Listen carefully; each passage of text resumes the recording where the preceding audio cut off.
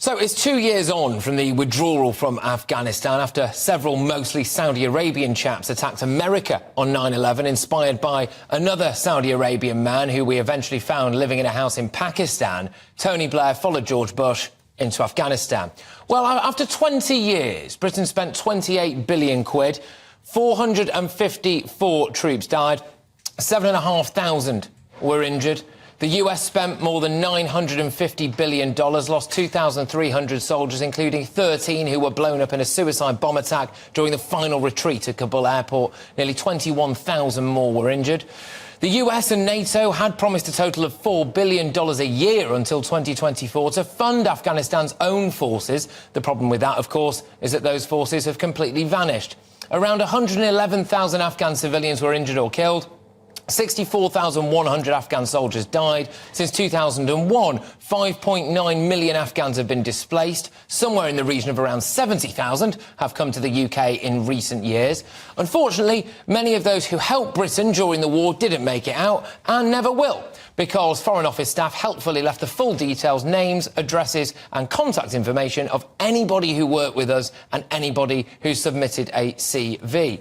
The Taliban were left with around $7 billion worth of US military equipment. Obviously, not all of that was usable, but either way, it's not great, is it?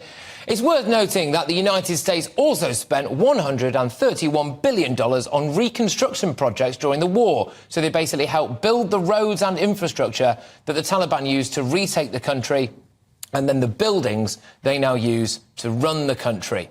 Women are now denied an education. They have to have a male guardian wherever they go. Our old foes, Russia and China, are believed to have some of the closest links to Afghanistan, which is an incredibly resource-rich nation.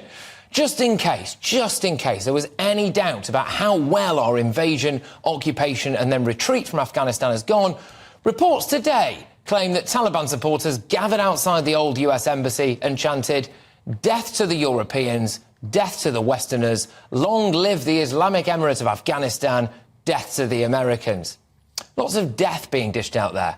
Talking of death, Tony Blair got his knighthood, didn't he, despite the hundreds of young soldiers dying for nothing. Mrs Whitaker, whose 29-year-old son, Sergeant Gareth Thursby, was shot dead by an Afghan policeman in 2012, said, "Our sons may have been cannon fodder to him, but they were our flesh and blood."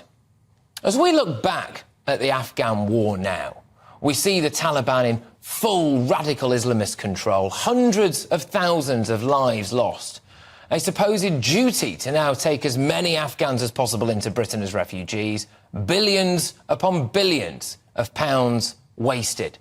What on earth was it all for?